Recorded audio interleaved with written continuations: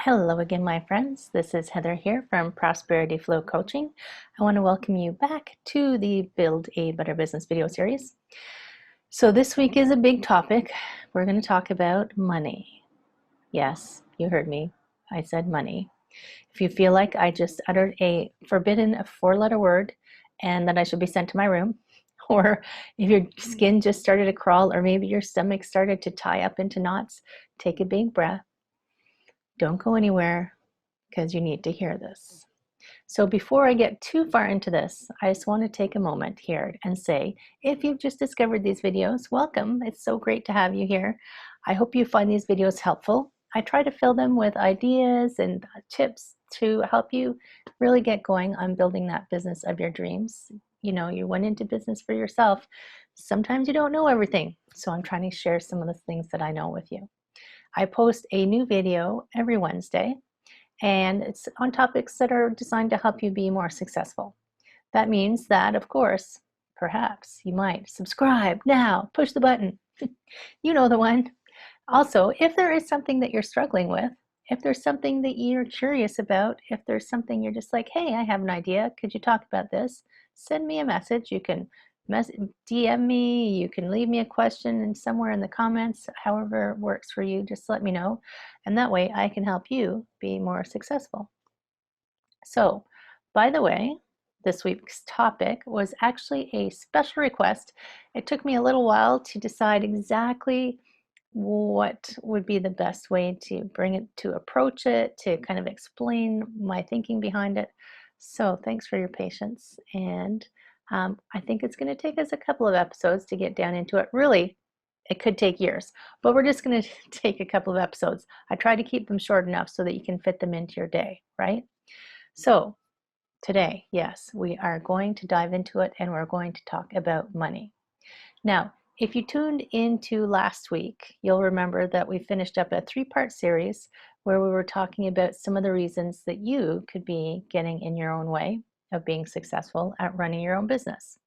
So quickly, the things that we talked about it was over three different episodes. We had lack of commitment, distractions, like constant distractions, too much freedom, believe it or not, accountability, getting the support you need, boundaries, taking time to plan. You know, I feel really strongly about that one.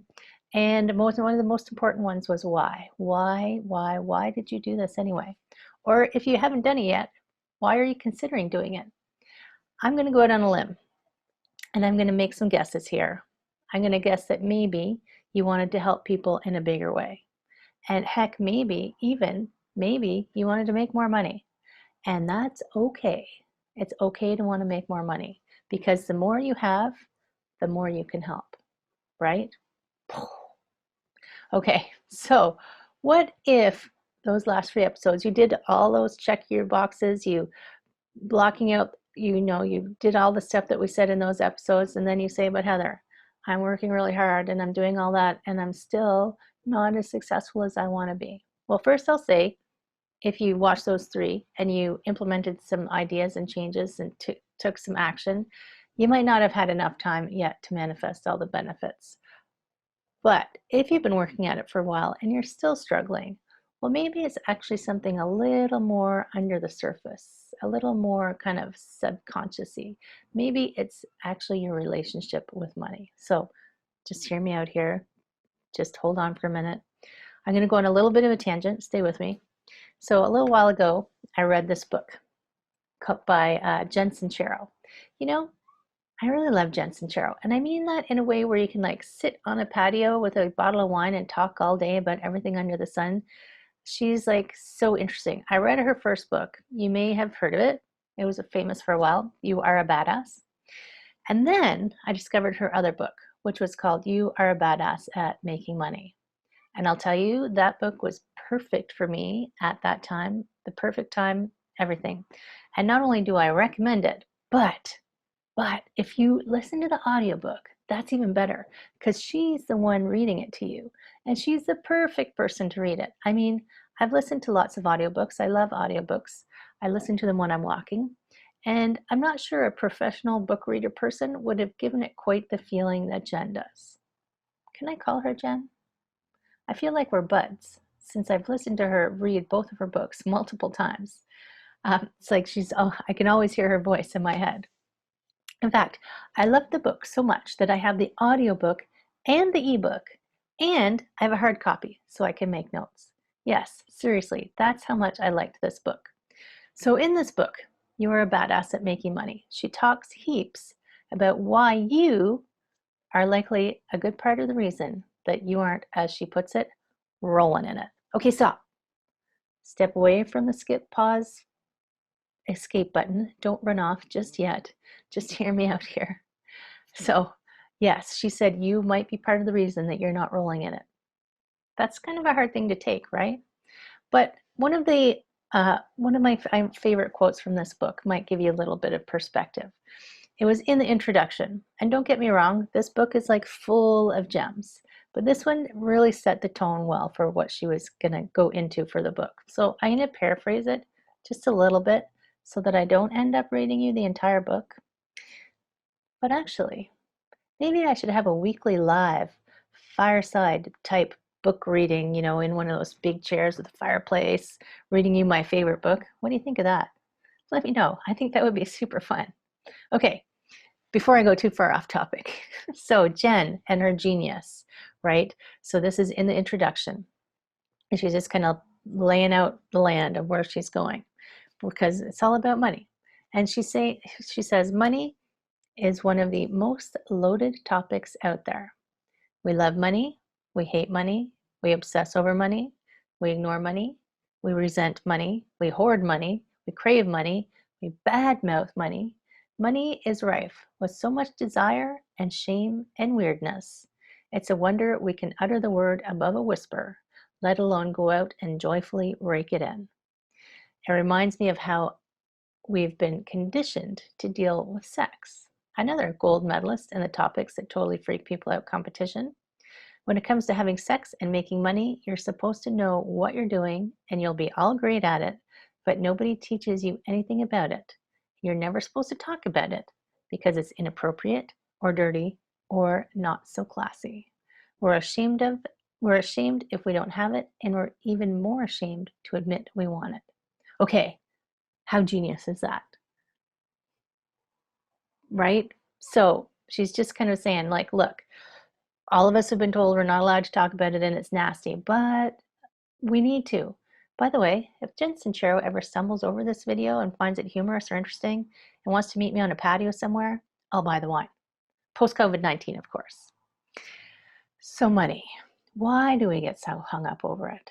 You may not even realize why you feel the way you do about money. Have you ever stopped to think about the way you feel about money? Have you ever listened to yourself talk to yourself about money? It's become a part, like, it's just like it's become, you have this way of thinking and it's part of your life, and you didn't know when you were young that you were forming views on money. You didn't know that when your parents were talking and saying things that it was impacting how you viewed money. So whose parents said, money doesn't grow on trees? Do you think I'm made of money? We're on an austerity budget. That's a good one. Another day, another dollar. And there's tons more, but an oldie but a goodie is money is the root of all evil. As if money, really, we're blaming money for being evil. Money has no intent anywhere. The phrases are endless, and subconsciously, it's going to affect the way you view money. There is a general impression in the world that if you have money, you're a jerk or you're somehow evil. And why is that a thing? While we're at it, where did the term filthy rich come from? I personally know lots of people who have all the money they need and they're not jerks. They're also not filthy. They're not jerks. In fact, they're working really hard at making the world better, and they really openly share what they have with others. That is not being filthy rich or being a jerk. On the flip side, if you can be filthy rich, how can others be dirt poor? You just can't win. By the way, I know there are jerks out there who are rich. My God, they're on the news all the time. But I also know some jerks who are not rich. So money doesn't seem to be the deciding factor here, right? That's what I'm trying to say. Just because you have money doesn't automatically make you a jerk. Money does not define your character. You define your character. You make those decisions. So if you suddenly have all of the money that you need, You are not automatically going to become a jerk. You're just going to become a bigger, bolder, better version of yourself. And you'll be able to do all of these things that you're dreaming about doing. So take a moment here. Imagine all the good, helpful, amazing, outstanding, spectacular things that you want to do. Maybe you want to give money to your favorite charity that helps, I don't know, orphans, something. Maybe you want to help out a family member who's struggling. Maybe you want to send your parents on a vacation. Post-COVID, I know, but maybe you want to send them on a vacation because they never traveled when you were a kid because they couldn't afford it because they were paying for you to take swimming lessons. And even, let's go bigger. Maybe you want to start your own charitable foundation that helps under-resourced members of our world have a better life. Saves animals, saves the rainforest, saves the river, everything you can imagine. Now imagine you've got a good vision now. Imagine you have everything you need to make that happen. Like really think about that. How amazing would that be? So that is what money can do. It's not good. It's not bad. It doesn't corrupt people. It's just a means of exchange. Can you imagine if we still had to walk around with cows and chickens like under our arm to buy stuff? Hey, do you like that new jacket? That'll be 3 chickens and a pig, please. Seriously, I'm not carrying that stuff around. Money's just an exchange of energy. So let's say you're a massage therapist, maybe you're a yoga teacher, personal trainer. Let's throw in an accountant, a lawyer, a teacher, anything. You put your effort and energy into serving others. So why do you feel weird about allowing someone to exchange that effort that you put in for money instead of a chicken? Why do you feel like you shouldn't ask for what you're worth? Why do you feel weird asking what you're worth? And don't think of this as trading dollars for time. Time is way, way more valuable than money. What they're paying you for is the value that you're giving them, not for the number of minutes you spent doing something. Whatever that something was, they obtained a value from you for something that you did. So let them, like generously, they're trying to give you something, accept it. So this, I'm going to tell you a story. It may or may not be true. I tried to figure out if it was true or not, but you know, the internet is so full of, so I like this story. I'm going to tell it because it makes a point. So this story about Picasso. He was in a restaurant or a cafe or something. I hear he was in Paris, of course. And an admirer supposedly came up and asked if he would do a sketch for him. So he doodled something onto a napkin. And then he said, that'll be 1 million francs. He might have said 40,000, 400,000, I don't know. But it's a Picasso after all. And the person was like, but that only took you a few minutes. And Picasso said, no, it took me a lifetime. So Picasso knew that it wasn't how long it took him to do it.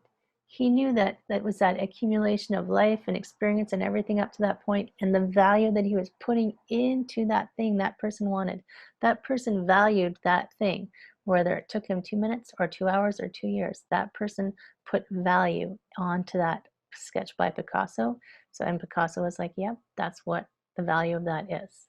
So come back out of the storyland. What do I want you to get?